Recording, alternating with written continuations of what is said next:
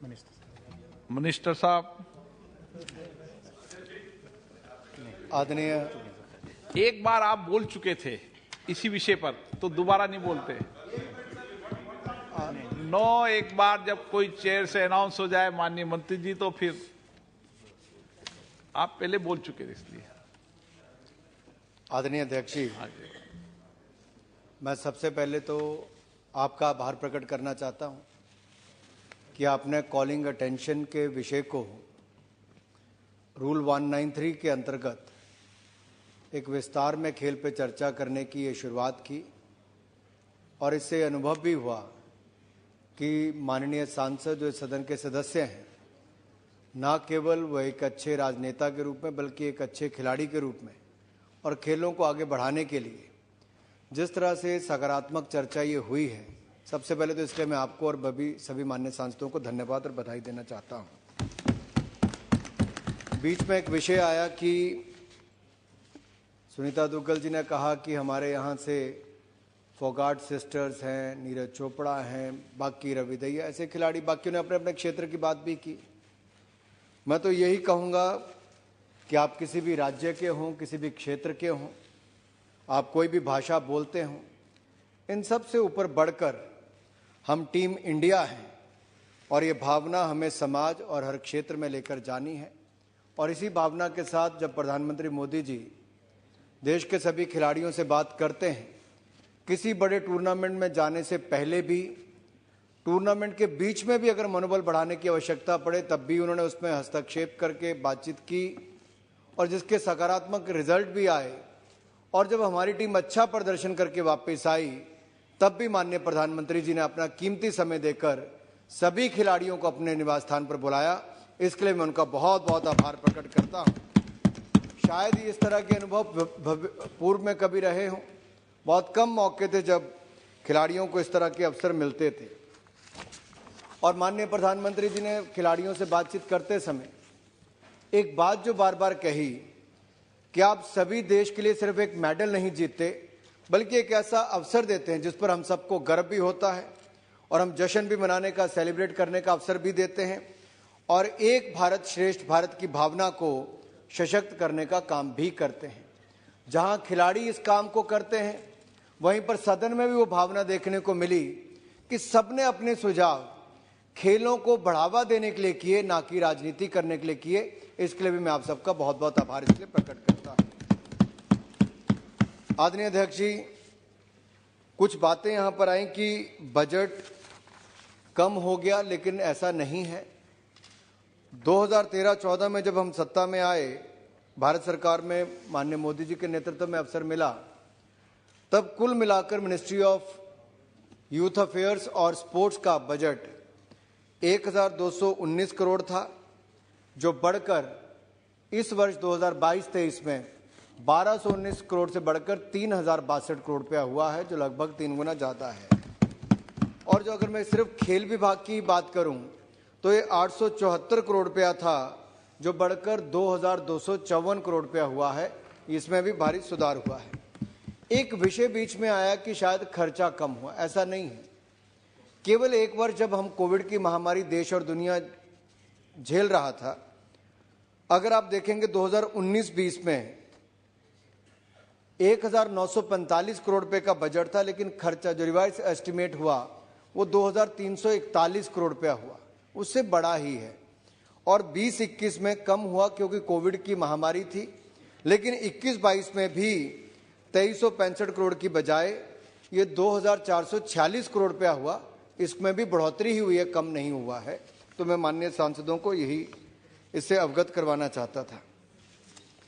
एक बात और बीच में आई कि आखिरकार खेल संघों में क्या हो, खेल की हमारी अचीवमेंट्स कैसे ज़्यादा बढ़े।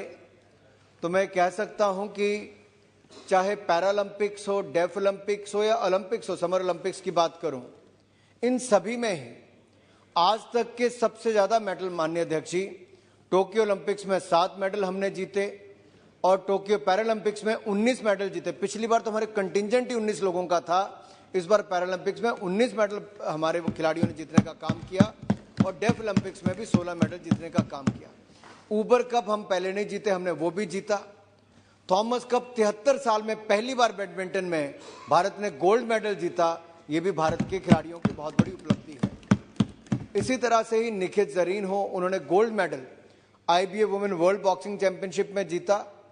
और हमारी बाकी खिलाड़ियों ने, प्रवीण ने भी, मनीषा मौन ने भी, इन्होंने भी ब्रॉन्ज मेडल जीतने का काम यहाँ पर किया।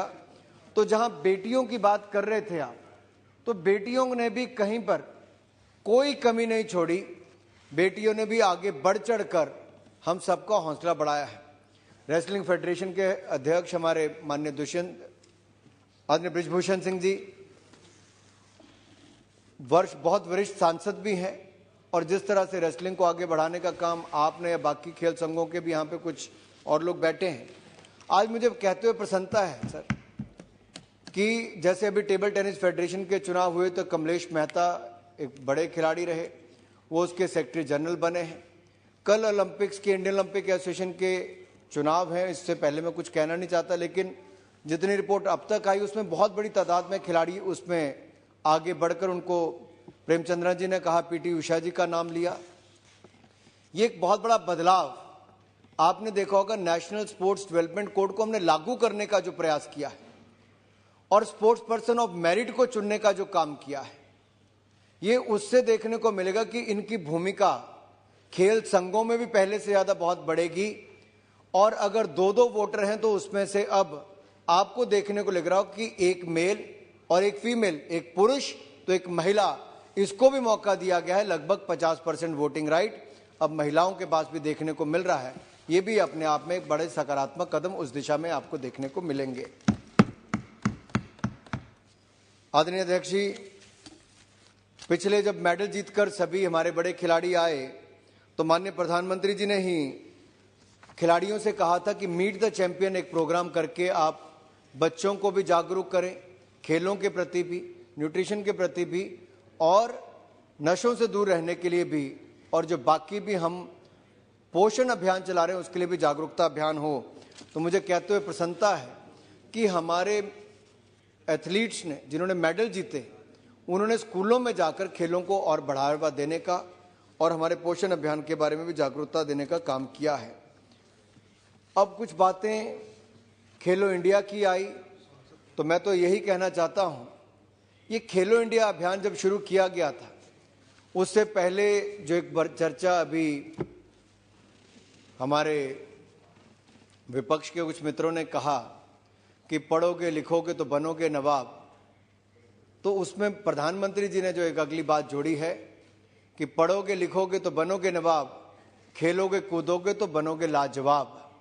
तो लाजवाब परफॉर्मेंस भी रही, सोच को बदलने का काम भी किया। और मैं तो कहना चाहता हूं, मुझसे पहले के भी मंत्री माननीय किरण रिजिजू जी हों, कर्नल राज्यवर्धन राठौर हों, उस विजय गोयल जी हों, सबने ही अपनी ओर से उस समय भी प्रयास किए कि किस तरह से खेलों को बढ़ावा देना है, और सबके समय में ही माननीय प्रधानमंत्री जी के मार्गदर्शन में आगे बढ़ाने का इसमें हमने काम किया है। और एक बात जो प्रधानमंत्री जी बार बार खिलाड़ियों से कहते हैं कि मेडल जीतो या ना जीतो, आपको अपना 100% परफॉर्मेंस देना चाहिए, अपना हर संभव प्रयास करना चाहिए और कभी उम्मीद नहीं छोड़नी चाहिए।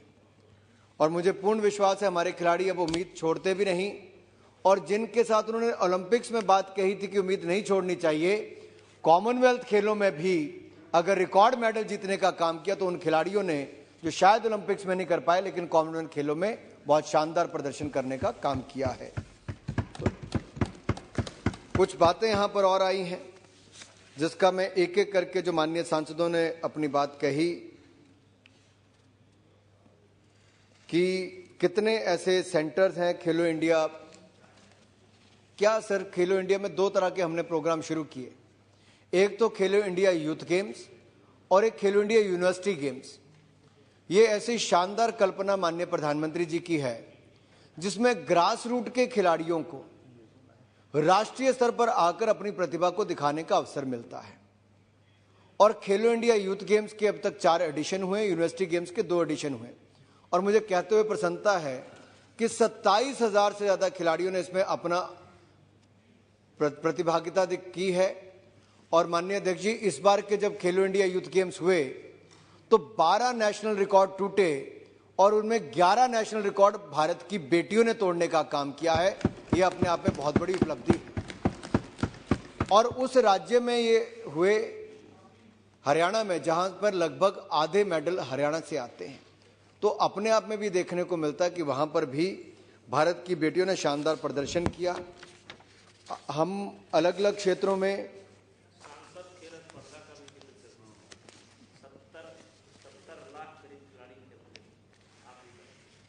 माननीय बृजभूषण जी ने जो माननीय अध्यक्ष जी कहा, ये एक कल्पना, खेल महाकुंभ जो गुजरात ने शुरू किया, इसकी पृष्ठभूमि में थोड़ा सा इस पे आ जाता हूं कि गुजरात में खेल महाकुंभ जब माननीय प्रधानमंत्री जी मुख्यमंत्री थे तब शुरू की थी अपने राज्य में, और उसको भव्य रूप दिया कि ग्रामीण स्तर के खिलाड़ी उसमें खेलें। और आज उसका लाभ ये मिला कि गुजरात जहां खेलों में कहीं नहीं होता था, उसने शानदार प्रदर्शन वहां से खिलाड़ी निकालने का भी किया। और जो 2015 से 22 तक राष्ट्रीय खेल नहीं हो पाए थे, मात्र 3 महीने के अंदर नेशनल गेम्स का 36 गेम का और 36वें नेशनल गेम्स का आयोजन मात्र 3 महीने में गुजरात ने बहुत सफल तरीके से किया है। इसके लिए भी मैं गुजरात को उसके लिए बहुत आभार प्रकट करना चाहता हूं। एक राज्य ने इतने कम समय में किया, बहुत अच्छा किया। लेकिन जिसकी चर्चा खेल महाकुंभ की, अब ये सांसद भी अपने अपने क्षेत्रों में सांसद खेल प्रतिस्पर्धा, सांसद खेल महाकुंभ, इस तरह के आयोजन करवा रहे हैं। और लगभग 70 लाख से ज्यादा खिलाड़ियों ने इसमें अब तक भाग लिया है ग्रामीण अंचल में, दूर दराज के क्षेत्रों में।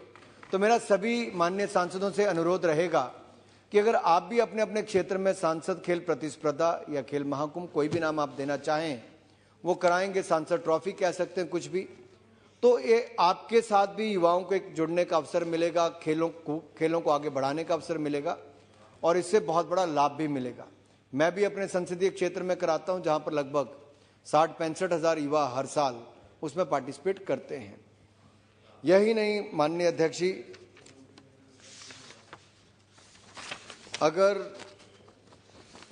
खेल के आधारभूत ढांचे को बढ़ाने की बात करें तो इसमें 298 स्पोर्ट्स इंफ्रास्ट्रक्चर हम बना रहे हैं पूरे देश भर में, और लगभग 2736 करोड़ रुपया इसके ऊपर खर्च किया जा रहा है, जबकि पहले इसके ऊपर मात्र 600 करोड़ रुपया खर्च किया जा रहा था।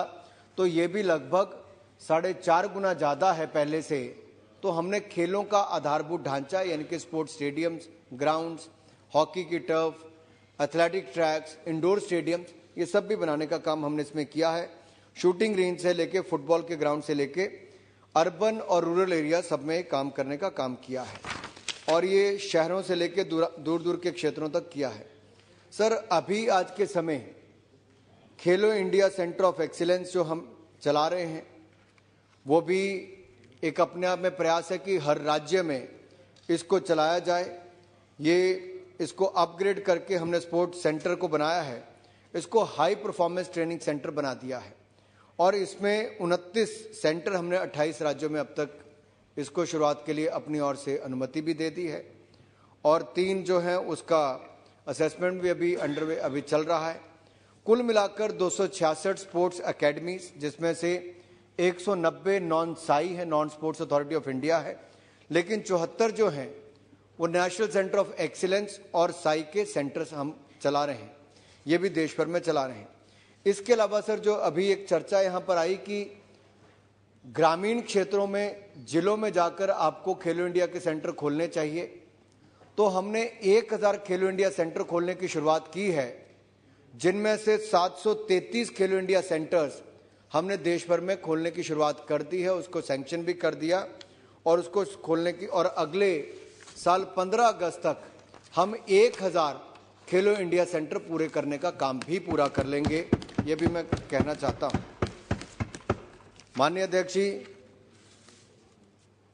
खिलाड़ियों को कहां कहां अवसर मिले, top scheme target Olympic podium scheme है कि आपको चयन भी किया जाए, प्रशिक्षण भी दिया जाए, और आपको प्रशिक्षण देश और विदेश में दोनों का ही देने का खर्चा भारत सरकार पूरी तरह से उठाती है। और मुझे कहते हुए प्रसन्नता है कि हमने टॉप स्कीम के अंतर्गत न केवल खिलाड़ियों को रहने का, भोजन का, ट्रेनिंग का, देश और विदेश में खर्चा उठाया, बल्कि खिलाड़ियों को 6 लाख रुपया साल का आउट ऑफ पॉकेट अलाउंस यानी कि जेब खर्च देने का काम भी भारत सरकार कर रही है। ये अपने आप में एक बड़ा कदम है। इसके अलावा हमने 2841 खिलाड़ियों को देश भर से चुना जिनमें प्रतिभा दिखती है और उनको आगे बढ़ाया जा सकता है। इनको 21 स्पोर्ट्स डिसिप्लिन में चुना गया है। इनमें पैरा एथलीट्स भी हैं। और जो एक बात बीच में आई कि क्या पैरा एथलीट्स के साथ भेदभाव किया जाता है, मैं स्पष्ट करना चाहता हूं, पैरा एथलीट्स के साथ कोई भेदभाव नहीं, एक समान अधिकार देने का काम किया है तो नरेंद्र मोदी जी की भारत सरकार ने करने का काम किया है। सर, जितने सुविधाएं target Olympic podium scheme tops में दी जाती हैं, आम खिलाड़ी को उसी तरह से पैरा खिलाड़ी को दी जाती है। और हमारा ये प्रयास इसमें रहेगा कि जो 2028 और 2032 के लिए भविष्य के जो पैरा ओलंपिक्स के खिलाड़ी होंगे, हम उनका भी चयन कर लेंगे डेवलपमेंट वाले कोटे में, जिनको अगले 8 साल तक चयन करना है। हम उनको भी टॉप स्कीम के अंतर्गत भविष्य में चयन करेंगे ताकि भविष्य के लिए और मेडल से जीत कर ला सकें। ये भी मैं माननीय सभी सांसदों को बताना चाहता हूं। हमने ना केवल ट्रेनिंग में, बल्कि जो विनर्स हैं, जो उनको रिवॉर्ड मिलते हैं, उसमें भी हमने कोई भेदभाव नहीं रखा है, उसको भी एक समान किया है। तो भारत सरकार ने ये भी किया है, ये कभी कहीं पहले नहीं हुआ, ये भी हमने करने का काम किया है। इसके अलावा जो 2841 खिलाड़ी हमने 21 डिसिप्लिन से चुने हैं, इनके ऊपर लगभग 6,28,000 रुपया प्रति एथलीट हम लोग खर्च करते हैं। और इनको लगभग 1,20,000 रुपया जेब खर्च भी, यानी कि 10,000 रुपये महीने को जेब खर्च अलग से भी दिया जाता है। ये भी काम हमने करने का किया है।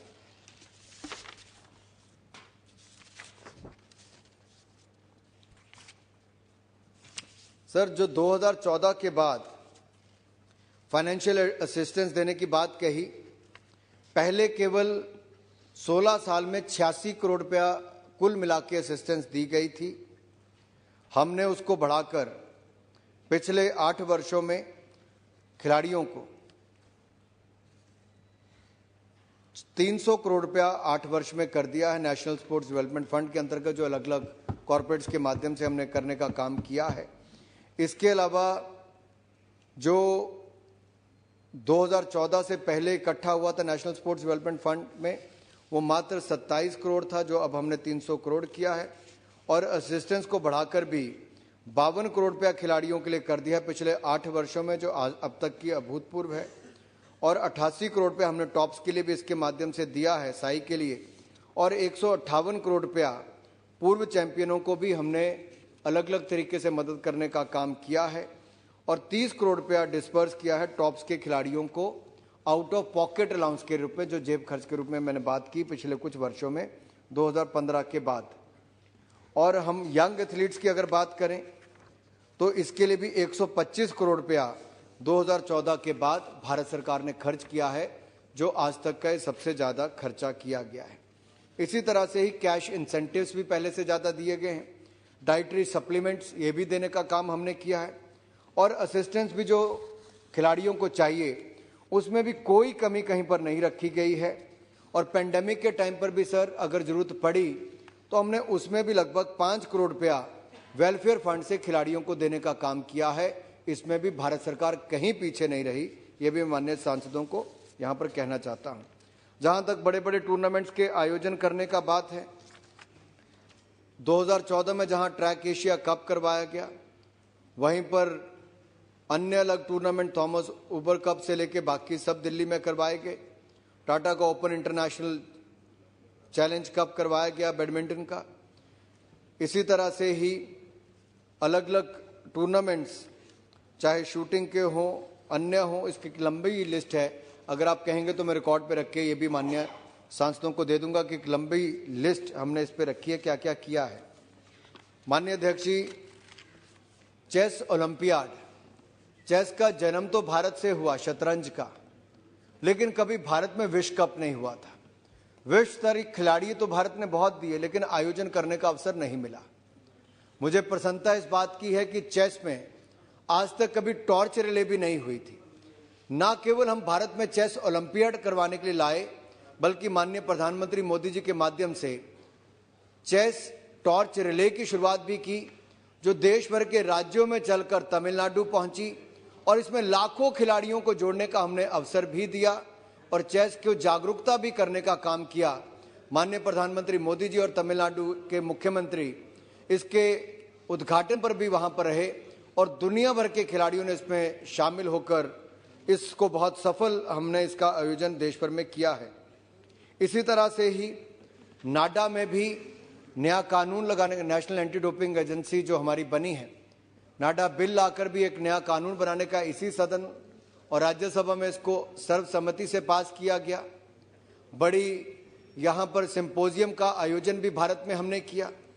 यही नहीं, स्पोर्ट्स मिनिस्ट्री के द्वारा स्पोर्ट्स मिनिस्टर की कॉन्फ्रेंस भी केवड़िया में की गई। एकता नगर में सभी राज्यों के खेल मंत्री और अधिकारियों को वहां पर बुलाकर उनके भी सुझाव लिए गए ताकि खेलों को आगे कैसे बढ़ाया जाए, उस पर भी काम किया गया। हमारा प्रयास है कि 1 अप्रैल 2023 से जितनी भी स्पोर्ट्स फेडरेशंस हैं उनको हम ऑनलाइन पोर्टल पर ही उनके सुझाव लेंगे और उसको भी पेपरलेस करेंगे और पारदर्शिता भी इसमें लाने का काम करने वाले हैं। जहां तक अवार्ड्स की बात है, इसकी एप्लीकेशन पहले स्पोर्ट्स अथॉरिटी ऑफ इंडिया में जाती थी, भारत सरकार के पास आती थी, खेल संघों के पास जाती थी, खिलाड़ियों को घूमना पड़ता था एक से दूसरी जगह पर। यह भी हमने ऑनलाइन कर दिया अध्यक्ष जी, इस बार किसी को कहीं नहीं जाना पड़ा, ऑनलाइन एप्लीकेशन दी और इस बार के अवार्ड भी सारे ही ऑनलाइन एप्लीकेशन लेने के बाद हमने कर दिए हैं। एक ये भी ईज ऑफ लिविंग में एक हमने आगे बढ़कर काम किया है। जहां तक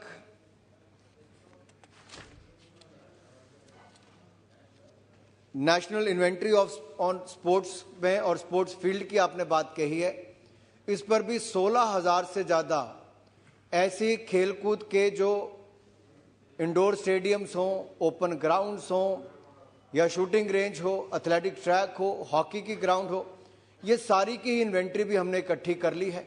बहुत लंबा समय लगा, अभी तक भी कुछ राज्यों ने इसमें अपनी जानकारी नहीं दी है, लेकिन उसके बावजूद भी 16,000 से ज़्यादा ऐसे स्थानों की हमने इकट्ठी कर ली है और उसको भी हम करने वाले हैं। एक जो और काम यहाँ पर किया गया है, नेशनल फॉरेंसिक साइंस यूनिवर्सिटी के साथ हमने एक एग्रीमेंट किया है मिनिस्ट्री ऑफ यूथ अफेयर और स्पोर्ट्स का, और इसको न्यूट्रिशनल सप्लीमेंट टेस्टिंग लेबोरेटरी को हम इसमें रिसर्च करने के लिए लगाएंगे कि जो सप्लीमेंट्स हैं वो खिलाड़ियों को ऐसे मिलें जिसमें उनको कभी प्रतिबंध ना किया जाए। उस दिशा में इसकी नॉलेज भी बढ़ेगी, एनालिटिक कंपोजिशन भी होगा, क्वालिटी भी अश्योर करेंगे और खिलाड़ियों को सेफ और डोप फ्री हम सप्लीमेंट भी देने का प्रयास करेंगे।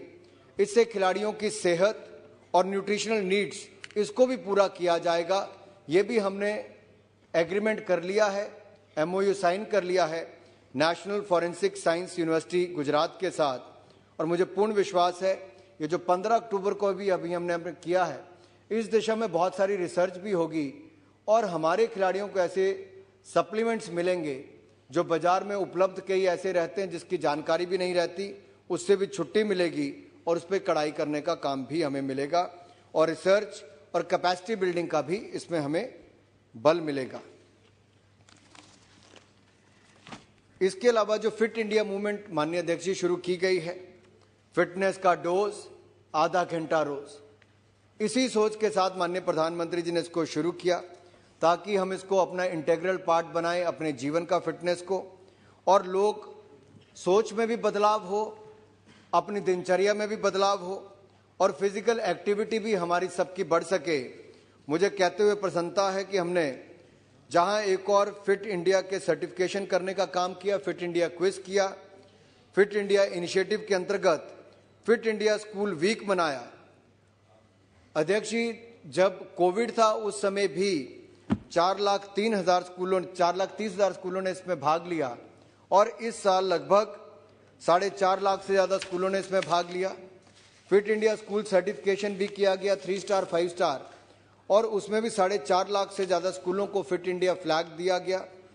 और मुझे कहते हुए प्रसन्नता है 43,001 और 13,000 अलग स्कूलों को, 43,000 को 3 स्टार तो 13,000 से ज्यादा स्कूलों को 5 स्टार सर्टिफिकेट दिया गया है। और फिट इंडिया क्विज के अंतर्गत प्राइज मनी हमने 3 करोड़ 25 लाख रखी, जिसमें 36,239 स्टूडेंट्स ने देश भर में भाग लिया। 36,299 स्टूडेंट्स ने भाग लिया 13,502 स्कूलों में से। और फिट इंडिया प्लॉग रन जब किया गया तो इसमें भी 30 लाख हमारे देश भर के लोगों ने इसमें भाग लिया 2019 में। तो फिट इंडिया साइक्लोथॉन में लगभग 1 करोड़ 20 लाख लोगों ने इस साल जो 2021-22 में पार्टिसिपेट किया। और फिट इंडिया फ्रीडम रन में हमारे यहाँ पर 9 करोड़ लोगों ने इस साल पार्टिसिपेट किया और पिछले साल 7 करोड़ लोगों ने देश भर में पार्टिसिपेट किया है। तो कुल मिलाकर फिटनेस को लेकर भी देश भर में बहुत जागरूकता बढ़ी है। इसमें भी हमारे सांसदों ने बढ़ चढ़कर भाग लिया। तो मैं सभी माननीय सांसदों का, देश के विधायकों का, चुने हुए प्रतिनिधियों का, मेयर का और सबका बहुत बहुत आभार इसके लिए भी प्रकट करना आपके माध्यम से चाहता हूं। कुछ माननीय सांसदों ने कहा कि ट्रेडिशनल गेम्स को बढ़ावा देना चाहिए। मुझे कहते हुए प्रसन्नता है कि खेलो इंडिया यूथ गेम्स में माननीय प्रधानमंत्री जी के निर्देश पर और उनके जो सोच है उसको आगे बढ़ाते हुए हमने 5 ऐसी खेलों को जो ट्रेडिशनल गेम्स हमारी मानी जाती हैं उनको हमने खेलो इंडिया का भाग बनाया है। और मलखंब हो, कलारीपट्टू हो, थंगटा हो या हमारे गटका हो या फिर योगासना हो, इन 5 को ही हमने खेलो इंडिया यूथ गेम्स का भाग बनाया है। और सैकड़ों खिलाड़ियों ने इसमें भाग लिया भी और शानदार प्रदर्शन करने का काम किया। अब ये रीजनल नहीं, नेशनल हो गई हैं और हम भविष्य में इसको इंटरनेशनल गेम्स बनाने का काम भी करने का काम करेंगे। माननीय अध्यक्ष जी, बहुत सारे खिलाड़ियों ने हमारे देश का नाम बढ़ाया है। मीराबाई चानू ने, अगर मैं कहूं कि अगर टोक्यो ओलंपिक्स में पहला मेडल भारत को जिताने का काम किया तो मंत्री जी, माननीय सदस्यगण, यदि इस सभा की सहमति हो तो माननीय मंत्री जी के जवाब पूरे होने तक और कुछ माननीय सदस्यों के क्लियरिफिकेशन तक प्राइवेट बिल का समय बढ़ाया जाए। मंत्री जी। धन्यवाद अध्यक्ष जी। मैं धन्यवादी हूं आपका भी और माननीय सांसदों का भी समय बढ़ाने के लिए। फिर जैसे मीराबाई चानू ने पहला मेडल भी टोक्यो ओलंपिक्स में दिलाया तो कॉमनवेल्थ गेम में पहला मेडल जिताने का काम किया। पूर्वोत्तर से लवलीना से लेके बाकी सबने, ऐसे बहुत सारे खिलाड़ियों के नाम आ सकते हैं। पीवी सिंधु ने अगर रियो ओलंपिक से लेके टोक्यो ओलंपिक्स तक मेडल जीतने का काम किया तो 121 साल में एथलेटिक्स में जो मेडल नहीं जीत पाए थे तो नीरज चोपड़ा ने गोल्ड मेडल जिताने का काम भी भारत को किया।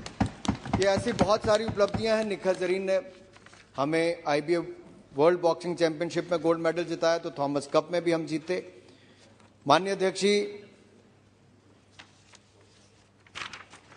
जो कुछ सवाल माननीय सांसदों ने पूछे, अगर आपकी अनुमति तो सीधा उसी पे जवाब देने पे मैं आ जाता हूं।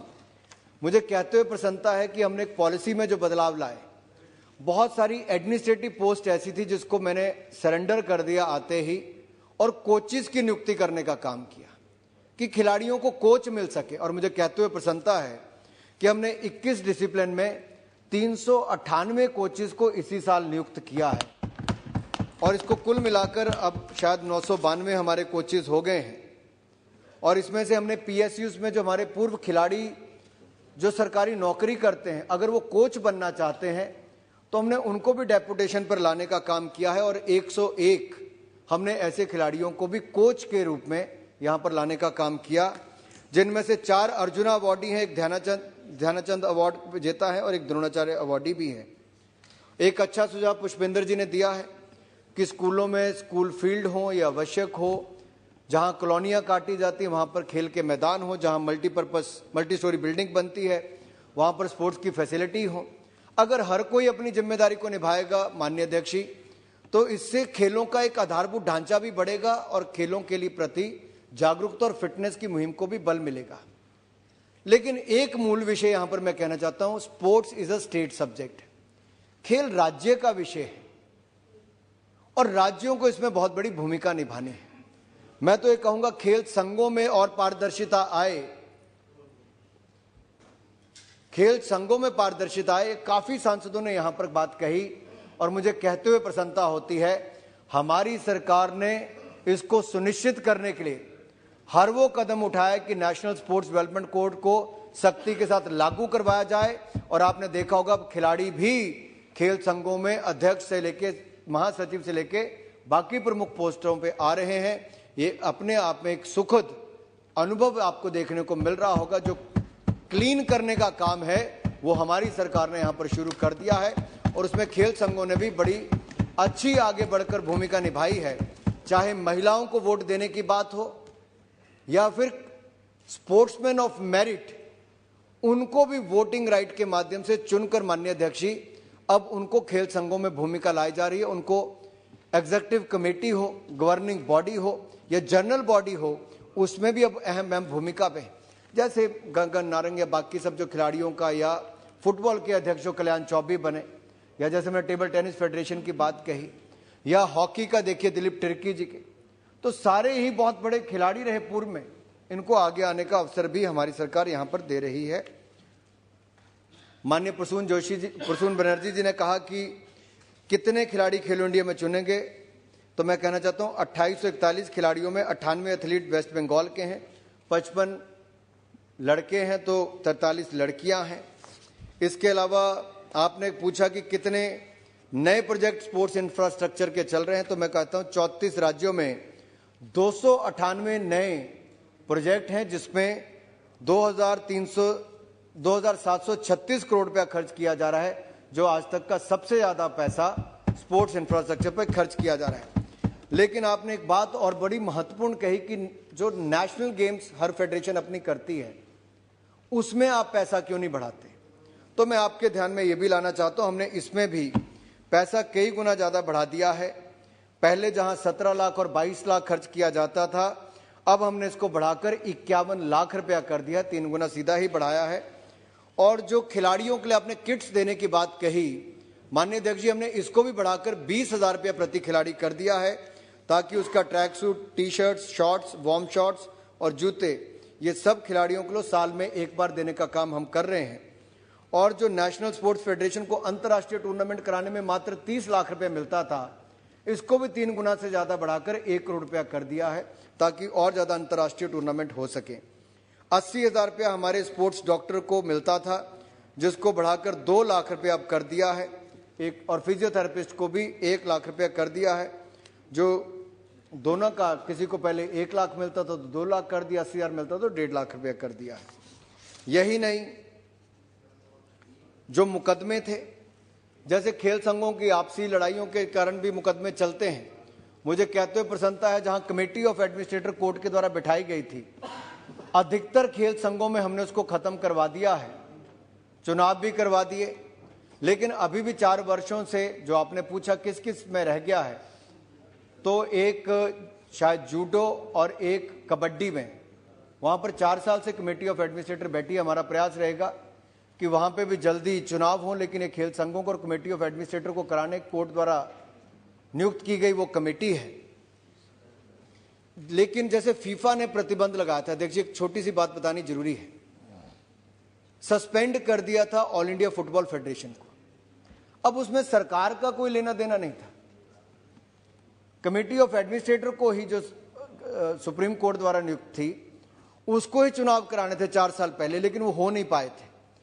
हमारी सरकार ने तो कोर्ट में जाकर कहा कि चुनाव जल्दी होने चाहिए, तब जाकर वो चुनाव जल्दी हुए। और मैं कह सकता हूं आज तक किसी फेडरेशन का 7 दिन में सस्पेंशन खत्म नहीं हुआ। हमने फुटबॉल का सस्पेंशन 7 दिन में खत्म कराकर चुनाव करवाकर, और वहां पर भी खिलाड़ी चुने गए। और अंडर 17 मेंस वर्ल्ड कप, बहुत शानदार आयोजन भारत सरकार ने पहले 2017 में किया था। अब under 17 women world cup football का बहुत शानदार हमने भुवनेश्वर, गोवा और नवी मुंबई में कराने का काम किया है। इसके लिए भी AIF को भी और भारत सरकार के अधिकारियों को मैं बधाई देना चाहता हूं, क्योंकि फीफा ने भी इसकी बहुत प्रसन्नता, अपनी खुशी इसके प्रति प्रकट की है और धन्यवाद भी किया है। इसके अलावा जो कहा गया कि कुछ टूर्नामेंट्स साल भर में खेल संघों को करने होते हैं, वो कोविड के टाइम पे नहीं हो पाए, वो हमने उसी साल के लिए रिलैक्सेशन दी है। उसके अलावा हम उनको ये कहते हैं कि हर साल उनको टूर्नामेंट करना ही होता है। माननीय अध्यक्ष जी, एनुअल कैलेंडर एक इनका बनता है जिसके अंतर्गत इनको साल भर में पैसे दिए जाते हैं। हमने ये भी प्रक्रिया ऑनलाइन ही की है। 290 करोड़ रुपए से ज़्यादा हम खेल संघों को देते हैं अपने एनुअल कैलेंडर के अनुसार, टूर्नामेंट नेशनल स्तर के कराने के भी और खिलाड़ियों को प्रशिक्षण देने का भी। ये भी इतना पारदर्शी है कि ऑनलाइन आपको एप्लीकेशन देनी और सारा पैसा भी हम आपको देते हैं। NIS पटियाला में बहुत सारी एक टैलेंट आइडेंटिफिकेशन की बात की, ग्रास रूट टैलेंट आइडेंटिफिकेशन भी हम करते हैं, 2 कैटेगरी में करते हैं, एलिट लेवल का भी करते हैं और इनको फिर प्रशिक्षण देने का काम भी लगातार किया जाता है। इसी तरह से ही इंडिजीनियस गेम्स को भी बढ़ावा दिया, तो एक भारत श्रेष्ठ भारत के अंतर्गत भी अलग अलग राज्यों में इनको चुनने का काम किया गया और ऐसे खेल संघों को भी जो मलखम, क्लारीपट्टू, थंगटा और गटका जैसी खेल का काम करते हैं उनको भी करोड़ों रुपए भारत सरकार के द्वारा मदद की गई ताकि अपने खिलाड़ियों को वो आगे बढ़ने का अवसर दें। और ऐसे चुने हुए सैकड़ों खिलाड़ियों को भी प्रतिवर्ष हर महीने 10-10 हज़ार रुपये हम देने का काम करते हैं ताकि वो खिलाड़ी भी जो ट्रेडिशनल गेम्स हैं हमारी उनको भी आगे बढ़ाया जा सके, उसमें भी हम लगातार मदद कर रहे हैं। इसी तरह से माननीय अध्यक्ष जी 8,968 टैलेंटेड स्पोर्ट्स पर्सन हमारे 34 अलग अलग स्पोर्ट्स डिसिप्लिन में रेजिडेंशियल और नॉन रेजिडेंशियल अकेडमीज में रखे गए हैं, जो हमारे नेशनल सेंटर ऑफ एक्सीलेंस हैं, साइट ट्रेनिंग सेंटर है, एक्सटेंशन सेंटर है या फिर NSTC के अंतर्गत जिनको चुना गया है। कबड्डी और खो खो की आपने बात कही कि उनको मदद नहीं करते, मैं बहुत क्लियर करना चाहता हूं कि उनको मदद हम करते हैं। बॉडी बिल्डिंग उसमें नहीं आता है, उसको मदद नहीं मिलती है।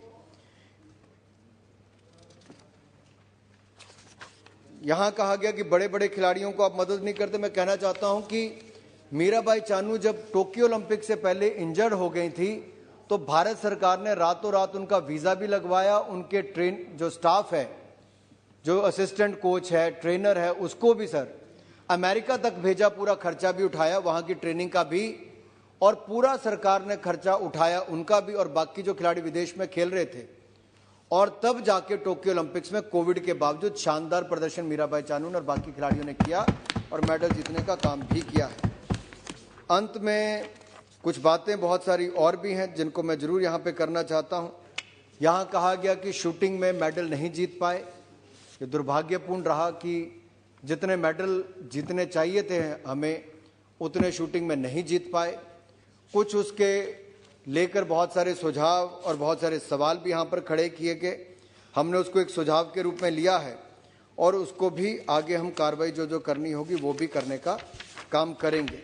335 ऐसे एथलीट्स जिनकी मैं अभी बात की कि ट्रेडिशनल गेम्स मलखम, क्लारीपट्टू, गटका और थंगटा के, इनको हम 10-10 हज़ार रुपया पर महीना, इनके 1,20,000 रुपया साल का प्रतिवर्ष देते हैं।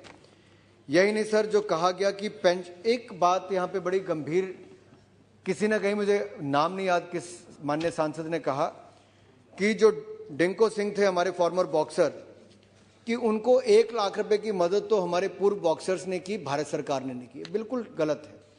भारत सरकार ने सर 36,37,000 रुपया की मदद की है, जिसमें से मेडिकल एक्सपेंसेस का 29,50,000 और 6,87,000 पेंशन उनके परिवार को देने का काम भारत सरकार ने किया है। तो भारत सरकार कहीं पीछे नहीं रही पूर्व खिलाड़ियों की मदद करने के लिए भी। इसी तरह से ही जो हमारी 33 स्पोर्ट्स डिसिप्लिन है, सन 2022-23 में 259 करोड़ रुपया हमने उनको ACTC के अंतर्गत, annual calendar for training and competition के अंतर्गत मदद करने का काम किया है और आगे भी इसमें कभी कोई कमी नहीं आएगी। जहां तक पर्सनल मांगे सबकी स्टेडियम्स की, जो कौशलेंद्र जी कह रहे हैं, वो सब मैंने नोट किया है। एक सुझाव माननीय अध्यक्ष जी इसमें आया है, किसी माननीय सांसद ने इसमें कहा कि आप पूरा बड़ा इंडोर स्टेडियम मत बनाइए, क्योंकि वेदर कंडीशंस अलग अलग हैं। मान लीजिए कोस्टल एरिया में बहुत ह्यूमिडिटी रहती है तो अंदर एयर कंडीशन भी चाहिए। तो कईयों ने सुझाव ये भी दिया कि आप एक बड़ा शेड डालकर दीजिए और नीचे छोटी वॉल कीजिए ताकि अंदर कोई और ना आ सके, और उस लो कॉस्ट भी होगा और ग्रामीण अंचल के लिए खिलाड़ियों को उसकी एक सुविधा मिल पाएगी। साथ में शौचालय बना कर दीजिए। मैं इस पर काम कर लूंगा और प्रयास करेंगे कि जितने कुछ पायलट के तौर पर कुछ ऐसे अगर शुरू कर सकें तो कुछ सांसदों के यहाँ पर उसकी शुरुआत करके देखते हैं कि कैसा चलता है, कैसा अनुभव रहता है, ताकि आगे उसको फिर आगे बढ़ा सकते हैं। इसी तरह से ही माननीय निशिकांत दुबे जी ने भी बहुत अच्छे सुझाव इसमें दिए, बाकी लोगों के भी सुझाव आए हैं। अध्यक्ष जी, मुझे पता है समय की थोड़ा अभाव है, लेकिन कुछ सांसदों की अगर बाकी बातें रह गई हों तो अपने प्रश्न में वो पूछ सकते हैं, लेकिन मैं इतना ही कहूंगा।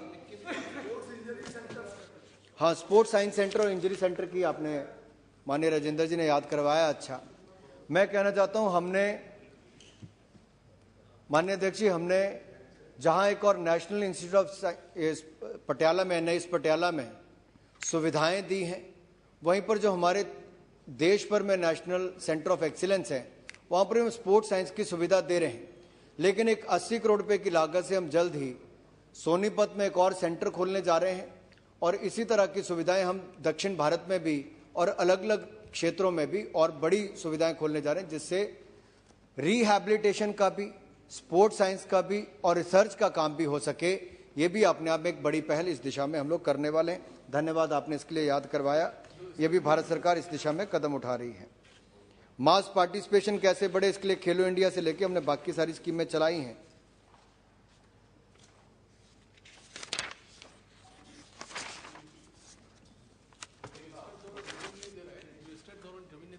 चलो बेटे मत, जो खेल, जो राज्य की सर कुछ बातें आई कि कुछ प्रोजेक्ट पूरे नहीं हो पाए। मैं किसी राज्य की सरकार का नाम नहीं लेना चाहता, क्योंकि वो गलत दिशा में जाता है। बहुत सारे प्रोजेक्ट, बहुत सारा पैसा दिया है सर, वो 3-3 साल से कई जगह प्रोजेक्ट ही नहीं शुरू हो पाए, तो उसके कारण पैसा भी फंसा रहता है। तो मेरा अनुरोध ये रहेगा कि आपके अपने अपने क्षेत्र में आपको एक सूची भेज दूंगा कि कहाँ कहाँ रुके पड़े हैं, ताकि उन प्रोजेक्ट्स को भी अगर गति देंगे तो उसका फायदा मिल पाएगा। सर, जो खिलाड़ियों को मदद देने की इन्होंने बात कही, उसमें भी हमने लगातार इसमें, जैसे 2013-14 में सिर्फ 8,10,000 रुपए की मदद हुई थी, लेकिन सर हमने वेलफेयर फंड से पिछले साल ही 1,56,52,810 रुपए, सर कहाँ 1 लाख, कहाँ 8 लाख, कहाँ 1,52,00,000, 1,56,00,000 ये मदद करने का काम किया। उसकी सूची भी मेरे पास है अलग अलग राज्यों की, वो भी दे सकते हैं। सर कोचेस बढ़ाने की बात थी, हमने वो भी रेगुलर कोच 595 और 347 कॉन्ट्रैक्ट कोच भी लगा दिए। ये भी आज तक के सबसे ज्यादा हैं। सर सेक्सुअल हरासमेंट की बात की गई, मैं इस पे कहूंगा स्पेशलाइज कमेटी बनाई है, ऑनलाइन भी इनको अपनी रिपोर्ट करने की बात कही है, और वहां के लोकल NGO का एक सदस्य भी हम उसके ऊपर रखते हैं, और जितने केसेस ऐसे आते हैं हम इसको इमीडिएटली इसके ऊपर कार्रवाई कमेटी गठित करके करते हैं। और ये हमारा सर लगातार प्रयास है कि किसी की भी बेटी हो या बेटा हो, किसी के खिलाफ भी अगर ऐसा कोई काम होता है उसके ऊपर तुरंत कार्रवाई करने का काम भारत सरकार ने किया है, और जांच बैठाने का काम भी हमने किया है, ताकि भविष्य में इस तरह का कोई काम ना हो। जहां तक हॉकी टीम के एक दलित खिलाड़ी के बारे में आपने चर्चा की, उसी समय उत्तराखंड की सरकार ने कड़ी कार्रवाई उन लोगों के खिलाफ की। देखिए, एक तरफ तो चर्चा की, कन्नीमोजी जी ने कहा कि शेड्यूल ट्राइब बच्चे कम आ रहे हैं, महिलाएं कम आ रही हैं, लेकिन मैं बताना चाहता हूं महिलाओं ने जितने अवार्ड जीते हैं, भारत के लिए मेडल जीत कर लाए हैं, ये अपने आप में दिखाता है कि बेटियों ने बराबरी का काम किया। बेटियां भारत की कहीं पीछे, खेलों में पीछे नहीं रही, इसलिए हमें भी वातावरण वैसा ही खड़ा करना चाहिए, कहीं पे कुछ कमी ना रहे। दूसरी बात सर, जहां भारत में आज तो ना केवल एक महिला एक दूर दराज के क्षेत्र से, शेड्यूल ट्राइब से आने वाली, अपनी क्षमता के आधार पर आज देश की राष्ट्रपति भी है, भी बड़ा गर्व की बात हम सबके लिए है। तो खेलों में भी इस तरह का कहीं पर कोई कमी नहीं छोड़ी जाती। आज आर्चरी हो, हॉकी हो, बाकी सब वो निशिकांत जी के झारखंड राज्य से लेके, उड़ीसा राज्य से लेके बाकी राज्यों से आ रहे हैं। राज्यवर्धन जी यहाँ पर बैठे हमारे पूर्व ओलंपियन है, मेडलिस्ट हैं, पूर्व खेल मंत्री हैं। अच्छा सर, मैं बस 2 मिनट में सर खत्म कर दूँ, विदिन 2 मिनट्स। तो सर मैं इसमें केवल इतना ही कहूँगा, पारदर्शिता हमने अपने काम में भी, खेल संघों में भी लाए हैं। खिलाड़ियों की भूमिका खेल संघों में भी बढ़ रही है, और जो हमने टॉप स्कीम शुरू की है, इस टॉप्स के अंदर जो मिशन ओलंपिक सेल है सर, उसमें पूर्व खिलाड़ियों को ही सदस्य रखा गया है, वही पूरा उसको देखते हैं और वही उसमें अपने सुझाव देते हैं। इसकी रेगुलर मीटिंग हर दूसरे महीने होती है और इस पे लगातार वर्चुअल और फिजिकल मीटिंग 6-7 तारीख को दिल्ली में फिजिकल मीटिंग थी। तो मैं ये अश्योर करना चाहता हूं, भारत सरकार अपनी ओर से कहीं कोई कमी नहीं छोड़ रही। भारत सरकार ने हर संभव प्रयास किए कि खेलों को आगे बढ़ाएं और प्रधानमंत्री जी ने खिलाड़ियों को कहा बगैर दबाव के खेलें, खुलकर खेलें और देश के युवाओं को कहा फिट रहें। फिटनेस का डोज आधा घंटा रोज। जहां खिलाड़ी मेडल जीत रहे हैं तो देश का युवा फिटनेस को आगे बढ़ाने के लिए उसमें भाग ले रहा है और आप सब ने भी बहुत पॉजिटिव इसमें भाग लिया चर्चा में। मैं सबका बहुत बहुत आभार प्रकट करता हूं और माननीय अध्यक्ष जी आपका विशेष तौर पर आभार प्रकट करना चाहता हूं कि आपने इसको सीमित चर्चा की बजाय इसको व्यापक चर्चा, सबका भागीदारी इसमें की। इसके लिए आपका आभार प्रकट करता हूं। बहुत बहुत धन्यवाद। श्री सिमरन सिंह जी मान